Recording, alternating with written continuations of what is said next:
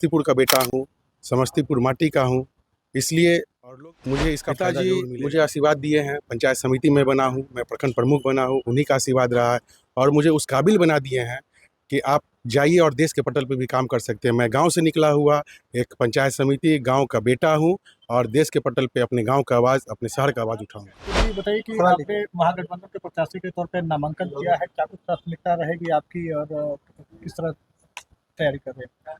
देखिए, हम सबसे पहले आप लोगों को धन्यवाद देते हैं, अपने समस्तीपुर संसदीय क्षेत्र के मतदाता मालिकों को प्रणाम करते हैं, उनका आभार प्रकट करते हैं जिन्होंने कल अपार जन समर्थन के साथ मेरे नामांकन में सब शामिल हुए।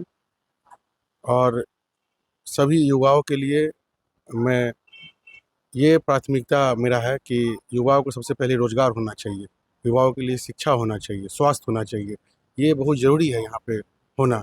इस पे हम लोग बात नहीं करते, हम लोग टॉपिक से भटक जाते हैं, असली टॉपिक रोज़गार पे होना चाहिए। आपके सामने जेडीयू के ही कैबिनेट के मंत्री अशोक चौधरी की बेटी शांभवी चौधरी एनडीए से प्रत्याशी हैं, तो आप उसको किस रूप में देख रहे हैं? देखिए, लोकतंत्र है, लोकतंत्र में सबको अपनी बात रखने का अधिकार है। वो अपने बात रख रहे हैं, मैं अपना बात रखूँगा, लोगों के बीच में जो अभी तक काम किया हूँ, उसको लेके जाऊँगा, उनसे आशीर्वाद स्नेह प्राप्त करूँगा, मुझे पूरा भरोसा और विश्वास है। आपके पिताजी का कितना आशीर्वाद आपको मिल रहा है? पिताजी मुझे आशीर्वाद दिए हैं, पंचायत समिति में बना हूँ, मैं प्रखंड प्रमुख बना हूँ, उन्हीं का आशीर्वाद रहा है और मुझे उस काबिल बना दिए हैं कि आप जाइए और देश के पटल पे भी काम कर सकते हैं। मैं गाँव से निकला हुआ एक पंचायत समिति गाँव का बेटा हूँ और देश के पटल पे अपने गाँव का आवाज़, अपने शहर का आवाज़ उठाऊँगा। आप स्थानीय उम्मीदवार के रूप में अपनी पहचान बना रहे हैं और आप लगातार कह रहे हैं कि वो बाहरी उम्मीदवार है, तो ये कितना असरदार होगा इस चुनाव को लेकर के, ये मुद्दा बाहरी और स्थानीय का?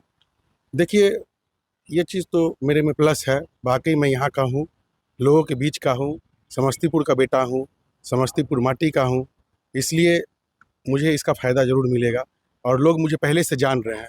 लगातार मैं लोगों के बीच में रहा हूँ, लोगों के बीच में काम करता रहा हूँ, तो मुझे आशा और विश्वास है कि लोग मुझे आगे भी आशीर्वाद, स्नेह, प्यार देंगे।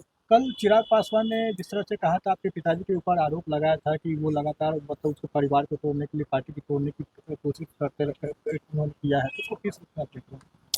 देखिए, मेरे पिताजी तोड़ने और जोड़ने की राजनीति कभी नहीं करते हैं, वो काम करने पे विश्वास करते हैं और वो जनता के बीच में हमेशा जनता की आवाज़ उठाते हैं और लगातार इसी तरह से उठाते रहेंगे। आगे कौन क्या बोल रहा है, उस पे हम लोग ज़्यादा चर्चा नहीं करते।